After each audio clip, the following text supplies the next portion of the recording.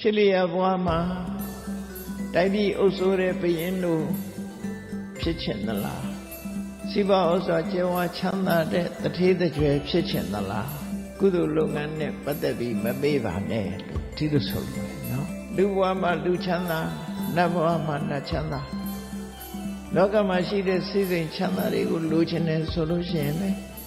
အပမဒဟာအကောင်းဆုံးလို့ချီးမွမ်းရမှာဖြစ်တယ်အပမဒဆိုတဲ့တရားတစ်ခုဟာချီးမွမ်းပြောကြရမယ်တရားဖြစ်တယ်ဒိဋ္ဌိဓမ္မေစယောအထောယောသထောတံပရာယိကောအထာဝိတမယဓီရောပဏိတောတိပါဝစတိမျက်မှောက်ဘဝမှာလည်းပဲကောင်းကျိုးချမ်းသာတွေရခြင်းနဲ့နောက်ဘဝမှာလည်းကောင်းကျိုးချမ်းသာတွေရခြင်းနဲ့အခုလည်းကောင်းနောက်လည်းကောင်းအစဉ်ကောင်းမှုအတွက်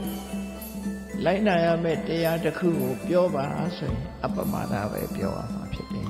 အပမဒဆိုတဲ့တရားဟာအခုလို့နိဗ္ဗာန်ရဖို့အတွက်သာအရေးကြီးတာမဟုတ်ဘူးလောကလူတွေနေ့စဉ်စီးပွားဥစ္စာရှားနေတဲ့အခါမှာလည်းအရေးကြီးတယ်ဆိုတာကိုဘောဂေပတ္ထယမာနေနဥလာရေအပရေအပရာပရိ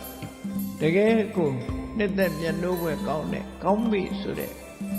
အသုံးဆောင်စိစိတ်ဥစ္စာတွေကိုလိုချင်တယ်ဆိုလို့ရှိရင်အပမဒံပတံတန္တိပုံညာကရိယာသူပဏိတာ